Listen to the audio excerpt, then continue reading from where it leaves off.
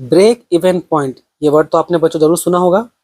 अब पता है बच्चा लोग उसका मैक्सिमम मीनिंग क्या निकालता है? उन लोगों को लगता है break even point means no profit no loss. अब देखिए बच्चों, ये मोटा मोटी बोलने में तो ठीक है, लेकिन ये कॉन्सेप्चुअली गलत है। कैसे गलत है? देखिए, ब्रेक इवन पॉइंट पर ना हम लोग नॉर्मल प्रॉफिट को अर्न करते हैं। अब दिक्कत ये है कि बच्चा लोग को नॉर्मल प्रॉफिट को मतलब नहीं पता होता है। देखिए, टेक्निकली अगर सही बोलना होगा ना इसको, तो सही बोला क्या जाएगा, total revenue is equal to total cost, या फिर बोलिए average revenue is equal to average cost. तो आपको लग रहा होगा कि सर बात तो वही पड़ रहा है ना, total revenue is equal to total cost means what, zero, यानी कि नो प्रॉफिट नो लॉस। नहीं, जो चीज आप समझते नहीं है ना बच्चों, वो है आपका टोटल कॉस्ट। अब टोटल कॉस्ट यानी कि इकोनॉमिक्स का दुनिया में ना हम लोग कॉस्ट को मेनली दो भाग में बांट के रख सकते हैं, एक एक्सप्लिसिट कॉस्ट, एक है आपका इम्प्लिसिट कॉस्ट। अब ये समझने के लिए थोड़ा सा हम सीक्वेंस में ला रहे हैं, ठीक है।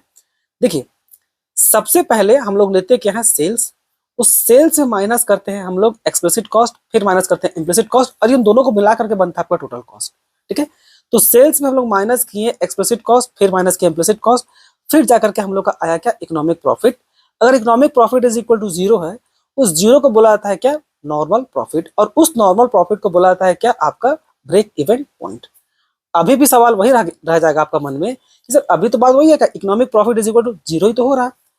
तो जो चीज आप जो समझे नहीं ना, ये जो हम एक्सप्लिसिट कॉस्ट और इम्प्लिसिट कॉस्ट बोले ना, उसमें जो सबसे हेडेक का चीज है वो है आपका इम्प्लिसिट कॉस्ट।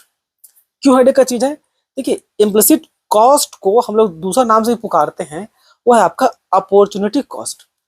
अब अपॉर्चुनिटी कॉस्ट का मतलब क्या है वहां पर, अपॉर्चुनिटी कॉस्ट का वहां पर मतलब ये होता है बच्चों कि अगर आप दूसरा जगह काम कर रहे होते ना, इस बिजनेस को अगर नहीं खोले होते, कहीं और बाहर काम कर रहे होते, तो वहां पर मान लीजिए आप मंथ का 1 लाख रुपए सैलरी कमा रहे हैं। तो अगर ये बिजनेस जो है ना, आप जो बाहर कमा रहे हैं ना 1 लाख रुपए, वो आपको इसी बिजनेस में 1 लाख रुपए आप कमा ले रहे हैं, यानी कि इम्प्लिसिट कॉस्ट में जो आप बाहर 1 लाख कमाते ना, वो 1 लाख उस इम्प्लिसिट कॉस्ट में जुड़ा हुआ है। तो भले ही हम लोग बोल रहे हैं economic profit is equal to zero, जिसका मतलब हम लोग नॉर्मल प्रॉफिट निकाल रहे हैं, जिसका मतलब हम लोग ब्रेक इवन पॉइंट निकाल रहे हैं, तो उस सिचुएशन में ना जो हम लोग बाहर पैसा कमाते हैं ना, वो यहाँ पर जुड़ा हुआ है। तो इसलिए बच्चों, इसको नो प्रॉफिट नो लॉस बोलना कॉन्सेप्चुअली गलत होता है। ज्यादा अच्छा बोलना क्या होता है, आपका total revenue is equal to total cost, या फिर बोलिए average revenue is equal to average cost. तो आई होप आपको कुछ सीखने को मिला हो। धन्यवाद।